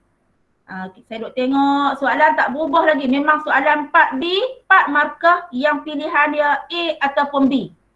Yang kedua, soalan 5B. 5B memperuntukkan 6 markah. Keseluruhannya 10 markah. Jadi untuk soalan kemahiran yang saya sebut ni, tajwid, hafazan, jawi, kalau kamu tak reti langsung pun kamu takkan dapat markah kosong. Tengok teknik yang saya akan tunjuk kat sini. Kamu tak boleh dapat markah kosong. Kamu mesti boleh dapat markah walaupun kamu tak reti langsung untuk 3 soalan kemahiran ini. Kerana perlu diingat ya, 1 markah sangat berharga. 1 markah boleh merubah grade kamu daripada A ke A+, daripada B ke A, daripada gagal boleh ke lulus hanya dengan 1 markah. Okey. Target kamu semua orang mesti target 10/10. Itulah target ustaz, target ustazah untuk kamu dapat 10/10. Okey. Sedikit analisis berkaitan dengan soalan-soalan yang dah keluar daripada 2016 sehingga 2019. Saya nak tumpukan pada soalan 5B tu yang 6 markah. Okey, untuk tahun 2016 dia naik tanda wakaf. Minta calon cari tanda wakaf, tulis tanda wakaf dan bagi cara bacaan. Untuk 2017, hukum mim mati, minta calon bagi hukum dan cara bacaan. Okay. Untuk tahun 2018, kalimah nun mati dan tanwin serta bagi hukum. Dan tahun lepas soalan 5B ini naik tajuk kalimah mim mati dan cara bacaan. Bila kita tengok pattern dia tu, nampak dia duk ulang macam nun mati, mim mati, nun mati, mim mati. Dia jarang-jarang naik untuk soalan 5B ni. Qalqalah ke, adalah hukum mat sekali saya rasa dalam tempoh ni. Jadi bila tengok kada tahun lepas mim mati, kita dah boleh agak harap-harap agakkan kita itu agakkan kita itu boleh naiklah untuk nun mati tahun ini untuk soalan 5B. Okey. Ini contoh soalan hukum tajwid SPM 2019 4B. Cuba kamu tengok, soalan berikut diikuti dengan pilihan jawapan A dan B. Maksudnya calon hanya pilih sama ada A ataupun B. Kalau sebelum-sebelum ni, jawapan dia balance. 2A, 2B. Okay, 2A, 2B. Kalau kamu tengok, kalau boleh kamu cek kat sini siapa boleh bagi jawapan. Boleh type tak kat sini siapa boleh bagi jawapan.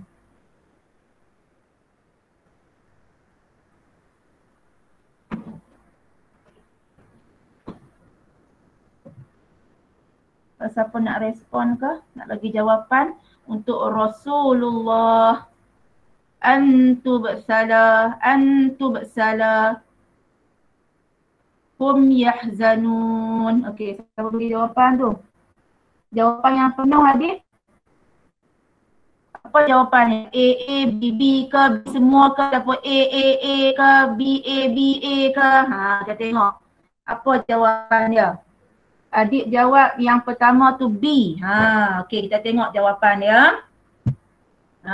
B, B, A, B. B, B, A, B. 2019 jawapan dia tak balance. 3B, 1A. Tu yang saya sebut tadi. Bagi pelajar yang tak reti terus tajwid pun, dia masih boleh dapat markah, hanya tulislah A ke, B ke, ataupun nak buat B semua ke, A semua ke.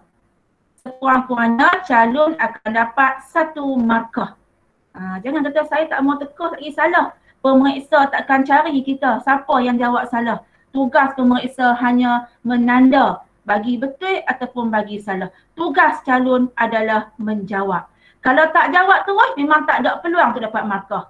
Kalau jawab, salah tak dapat. Kalau betul, dapat juga markah. Okey, kamu hanya tulis simple macam ni saja. B, B, A, B.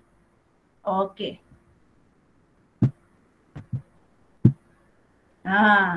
Yang ni bagi calon yang kadang-kadang dia nak rajin terlebih. Kamu tengok. Dia jawab B, dia tulis pula ra tafkhim. Tak ada masalah. Dia jawab B, betul dah. Tiba-tiba dia tersalah tulis qalqalah kubra. Sebab tu saya sebut tadi tak perlu salin lah. Hanya tulis B, B, A, B. Sekiranya kamu tengok lah, kamu dah jawab B betul lah. Tetapi kamu silap tulis pula qalqalah kubra. Sebenarnya qalqalah sughra. Asalnya kamu boleh dapat 4/4, tinggallah 3/4. Jadi kamu tak payah nak jawab B apa dia, tak perlu. Hanya jawab B, B, A, B. Cukup. Memudahkan kamu, memudahkan pemeriksa. Okay. Ini soalan hukum tajwid SPM 2019 5B. Yang saya sebut tadi peruntukan markah dia adalah 6. Okay, kamu tengok soalan dia. Tulis 3 potongan kalimah daripada potongan ayat Al-Quran di atas yang mengandungi hukum mim mati dan cara bacaannya. Dalam satu soalan, ada 2 soalan yang dikehendaki. Dia mau apa yang pertama? Kalimah. Yang kedua, cara bacaan. Kalimah apa? Mim mati. Okey. Nak cari mim mati macam mana? Mata kamu tengok huruf mim lah. Jangan tengok huruf lain. Cari yang mana mim, kamu guna teknik kurung. Kurung 2 kalimah. Supaya tak lepas daripada kurungan tu. Cari lah yang ni mim. Okey, mim mati tanda dia 2 tau.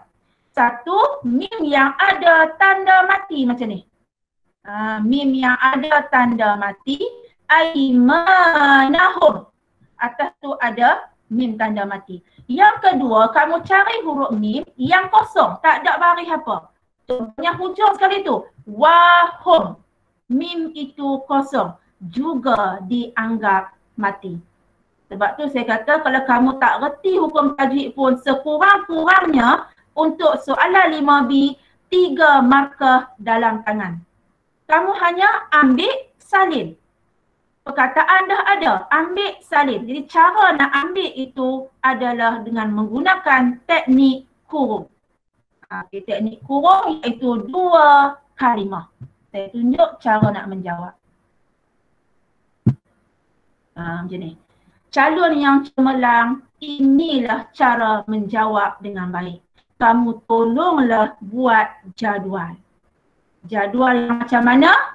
Ada kalimah, ada cara bacaan. Sebab itulah kehendak soalan. Okey. Ambil balik yang potongan tadi. Aimanahum wahammu. Ambil 2 kalimah. Salin lagi. Wahum bada'ukum. Kemudian ambil lagi. Bada'ukum awwala. Dia minta 3. Boleh tak boleh bagi lebih? Bagilah sebanyak mana yang ada pun dibenarkan. Supaya boleh backup sekiranya jawapan yang kamu bagi di atas itu salah. Itulah untungnya kamu beri lebih dari yang diminta. Okey. Untuk cara bacaan mim mati, nun mati pun sama. Kamu hanya jawab tidak dengung ataupun dengung. Cukup. Contohnya, saya bagi tip sikit sebelum saya lupa. Untuk mencari cara bacaan sama ada dengung ataupun tak dengung. Okey. Untuk mim mati ni, kalau mim itu ada tanda mati, yang saya sebut kamu tengok kalimah yang pertama, maka dia tidak dengung. Kalau mim itu kosong, macam kalimah yang kedua, adalah dengung. Itu tip yang saya boleh bagi tanda untuk jawab bagi cara bacaan dengung ataupun tidak dengung. Okey, seterusnya. Ini kesalahan yang perlu dielakkan dalam menjawab soalan tajwid 5B. Jangan buat macam ni. Okey. Kamu tengok pada kalimah pertama, kalimah yang sebenar aimanahum wahamu. Pasti apa salah? Aimanahum, dia jawab aimanahum sahaja. hanya nampak kalimah mim tetapi tak ada pertemuan selepas. Mesti tulis dua kalimah ataupun dua patah perkataan. Nun mati, mim mati mesti nampak pertemuan. Sebab tu guna teknik kurung. Kurung yang mim dan kurung yang selepas mim. Kamu jangan guna teknik ghostan, mesti ke depan. Dan cara bacaan kat sini, nampak tak kesalahan dia? Kamu bagi dua cara bacaan. Kamu dah buat dengung, kamu slash tidak dengung. Kamu minta pemeriksa cari yang mana jawapan yang betul. Maka pemeriksa kerja dia senang, dia pangkah terus. Okey. Yang kedua, kamu bagi tak ada perkataan pun. Kamu bagi mim dengan ba saja. Nampak mim, nampak ba. Juga salah. Dan cara bacaan yang kamu perlu elakkan, jangan jawab berdengung. Berdengung tu bukan hukum, iaitu orang yang duk isap apa ni, ganja ke apa dia berdengung yang tu. Hukum tak ada berdengung. Kalau kamu tulis berdengung, jawapan kamu salah. Okay, yang ketiganya, bada hukum awala. Kamu ambil kum sikit, alif sikit. Kum awala.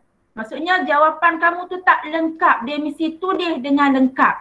Tak tahulah sama ada dakwat pen dia habis ke, tulis alif, habis dakwat pen. Tak boleh, salah juga. Dan kamu guna simbol macam ni. Tidak dengung, kamu pangkahkan kemudian dengung. Jawab kena jelas. Okey, tidak dengung. Elakkan kesalahan yang saya sebutkan ini. Kalau kamu jawab macam ni, maka sepatutnya dapat 6/6, kamu akan dapat 0/6. Okay, ini contoh-contoh soalan Terengganu lah. Masa pun tak ada, saya teruskanlah.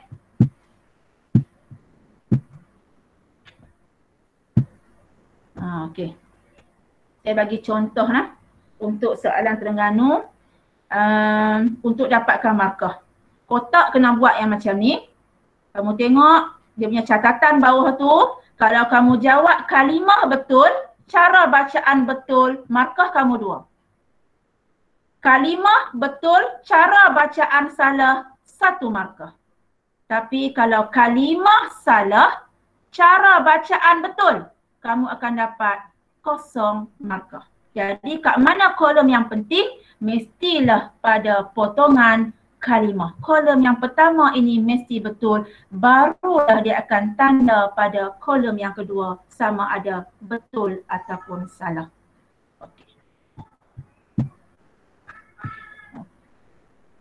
Yang ni. Manalah nak tahu, kod-kod lah tahun ni dia naik hukumat. Hukumat, pelajar-pelajar saya dia selalu pening macam mana nak cari hukumat. Dia tak reti, dia kata saya tak reti apa dia lah hukumat ni. Okey, tak reti pun masih boleh dapat markah yang agak tinggi. Kamu tengok tip yang saya garis kat sini. Okey, surah Al-Hasyr ayat 9. Kamu tengok balik dia kata kalau dia minta soalan, berikan kalimah yang mengandungi hukumat dan cara bacaan. Bagi pelajar yang tak reti, kamu cari dalam ayat itu yang mana ada tanda panjang. Okay, contohnya kat sini, mimma utu. Ambil yang ni, salin, 1. Kemudian cari tanda panjang lagi. Ala anfusihim. 2 dah. Ambil salin. Dan yang ketiga, cara nak mencari hukumat lagi, ambil yang di hujung kalimah. Al-muflihun. Orang yang tak reti pun kat sini dapat 3 markah. Okey, nak cari pula cara bacaan. Okey. Yang mana yang ada tanda panjang, kecuali mat lazim yang mana yang ada tanda panjang, kamu letak saja 4 atau 5 harakat. Yang mana yang tak ada tanda panjang, boleh letak 2 harakat. Jadi ini adalah tip, kalau naik tajuk hukumat, kamu tak reti pun, kamu mampu dapat markah 6/6. Paling kurang pun 3/6. Ambil salin. Bagi orang yang tak reti, markah 3/6 itu sangat tinggi. Okey, inilah tip dia untuk mencari kalimah hukumat. Okey, seperti yang saya sebut tadi, pattern dia, bukan pattern, ini analisis. Jadi kalau kamu tengok berapa negeri? 1, 2, 3, 4, 5, 6, 7, 8, 9. 9 negeri. Yang target nun mati dan tanwin adalah 8 negeri. Kalau tengok pattern nun mati, mim mati, tahun lepas mim mati. Jadi tahun ni kemungkinan 5B itu adalah nun mati. Kita harap yang kita sasarkan itu akan keluar lah. Okey, ini hafazan . Okey, hafazan soalan 2C 4 markah, soalan 3C 4 markah, keseluruhannya adalah 8 markah. Okey, sekejap saya terangkan. Okey, ini soalan memilih jawapan. Surah Al-Mu'minun, pilihan jawapan dia A, B, C, D dan juga E. Bagi yang tak hafal pun masih boleh menjawab. Okey, cara nak jawab macam mana? Kita tengok. Hanya tulis jawapan sahaja. C, A, E, B. Tak perlu nak tulis C tu apa, A tu apa, E tu apa, B tu apa. Tak hafal pun tolong teka. Harap-harap tekaan kita itu benar belaka. Okey. Ini contoh soalan hafazan 3C Negeri Melaka. Okay. Kamu dalam menjawab soalan susun semula ayat ini, tolong tengok soalan dia. Susun semula potongan ayat di bawah mengikut tertib seperti di dalam Al-Quran. Anda dikehendaki menulis nombor sahaja secara mendatar. Fahami kehendak soalan mendatar. Okey. Kalau mendatar macam mana? Macam ni lah. 4, 2, 3, 1. Kalau jawab menegak, salah sebab kita engkar pada arahan soalan. Dengan jawab menegak itu 4, 2, 3, 1, asalnya 4/4, kamu akan dapat 0/4. Okey, sekejap lagi saya akan tunjukkan analisis yang kita jangka tahun ini. Itu ayat hafazan. Okey, seterusnya yang terakhirnya, peruntukan markah menjauhikan dan juga merumikan. Soalan menjauhikan berada di kedudukan 4C, iaitu 6 markah yang kamu perlu menjauhikan petikan. Manakala soalan 5C daripada jauhi kamu rumikan.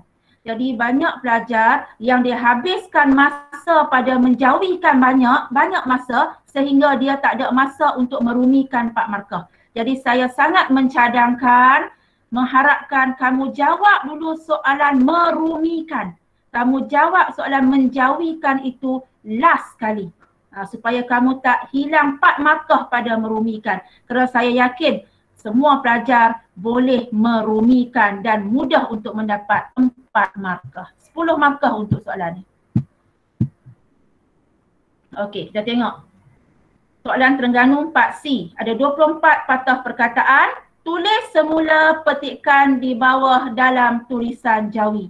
Kita tengok. Dalam era globalisasi, ilmu sains dan teknologi berkembang dengan semakin pesat. Umat Islam yang ketinggalan dalam bidang ini akan terkeluar dari arus perdana dunia. Jangan terus-terus tengok, aku tak kerti apa. Cuba renung lama-lama, bukan semua perkataan kamu tak kerti. Mesti ada perkataan yang kamu boleh jawab. Jangan tengok yang globalisasi tu. Tengok globalisasi tu nampak gerun. Tapi cuba tengok pada perkataan-perkataan yang lain. Okay, saya tunjuk. Okay. Yang ni bagi pelajar yang cemerlang dia boleh jawab macam ni lah. Peruntukan markah kamu tengok. Kalau kamu betul 1 hingga 4, kamu dah dapat 1 markah. Tulis 1 perkataan, dah dapat 1 markah. Kalau tak tulis terus, kamu tak dapat apa. Kemudian betul 5 hingga 8 dapat 2 markah. 9 hingga 12, 3 markah. 13 hingga 16, 4 markah. 17 hingga 20, 5 markah. Dan 21 hingga 24, kamu akan dapat 6/6. Cuma kamu perlu ingat, mesti guna jawi yang terkini dan huruf cerai tidak diterima. Mesti huruf sambung. Okay.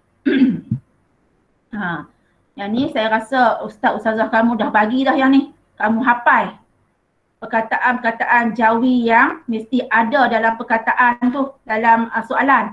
Apa, ada, pada, kita, jika, dalam, itu, maka, adalah. Perkataan-perkataan itu mesti ada dalam petikan soalan. Kamu hafal saja. Okey, ni saya nak tunjuk kamu. Yang perkataan mudah tu, kamu baca tadi, kamu tahu yang ni saja. Dalam, dan, dengan, yang, dalam, ini, akan, dari. Kamu tahu yang ni je. Kamu tulis yang ni, sudahlah. Kalau kita tengok balik kita kira 1, 2, 3, 4, 5, 6, 7, 8. 1, 2, 3, 4, 5, 6, 7, 8. Kamu tulis yang ni saja, kamu dapat 2 markah. Jadilah untuk yang tak tahu terus. Tetapi kamu tengok dalam ni, ada satu perkataan yang saya highlightkan, Islam. Kenapa saya merahkan Islam? Kerana perkataan itu juga kamu boleh jawab walaupun kamu tak tahu. Saya tunjuk kat sini. Ni soalan SPM ni. Soalan SPM kalau kamu dapat nanti, kamu tengok dia ada dalam bentuk dua versi. Jawi dan Rumi. Subjek kita nama dia pendidikan Islam. Jadi, kamu ambil tiru je lah. Inilah satu-satu soalan yang kamu dibenarkan meniru. Tak salah dalam periksa. Kamu pusing belakang, kamu cari perkataan yang ada. Dan ke, jika ke, Islam ke, pendidikan ke, berlambak perkataan dalam tu yang kamu boleh tiru dan jawab soalan menjawikan. Itu tip yang saya boleh bagi. Yang mana kalau kamu tak boleh langsung jawi pun, sekurang-kurangnya kamu boleh dapat 2 hingga 3 markah. Jangan tinggal kosong tu memang pemeriksa tak boleh bantu kamu untuk mendapat walaupun 1 markah. Okey, tapi bila kamu menyenaraikan tu, kamu tak boleh senaraikan macam ni. Kamu senarai yang mana kamu tahu. 1 dalam, 2 dan 3 dengan sampai nombor 8 akan salah kalau kamu senaraikan macam ni. Jawapan kamu mesti dalam bentuk ayat juga. Kamu senaraikan dalam, kamu dalam. Kemudian metode globalisasi tak erti, tinggalkan. Mesti kamu jawab dalam bentuk ayat, tak boleh senaraikan. Yang seperti yang saya paparkan ini. Ini adalah satu kesalahan yang menyebabkan kamu tak akan dapat walaupun 1 markah. Okey, ini merumikan, saya tak mau ulas panjang-panjang. Merumikan ni saya yakin kamu boleh jawab. Cuma kat sini, bila kamu merumikan perlu diingat, kesalahan untuk satu-satu petikan itu untuk mendapat markah penuh, kamu hanya boleh salah takat 2 sahaja. Kesalahan yang ketiga menyebabkan kamu tak dapat markah langsung. Contohnya, perbezaan akidah boleh menimbulkan rasa curiga dalam kalangan masyarakat. Kamu salah perbezaan, kamu salah akidah. Yang lain semua betul. Kamu masih dapat 1 markah. Tapi kalau kamu salah perbezaan, salah akidah, salah menimbulkan yang ketiga, maka kamu akan dapat 0 markah. Okey, saya harap penerangan yang saya bagi berkaitan dengan kebat dan juga soalan-soalan kemahiran jelas pada kamu semua. Okey, Ustaz.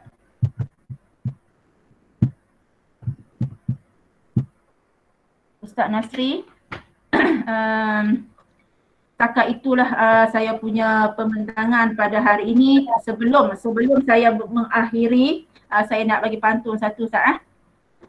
Kalau mencari buah asam, biar lebih, jangan berkurang.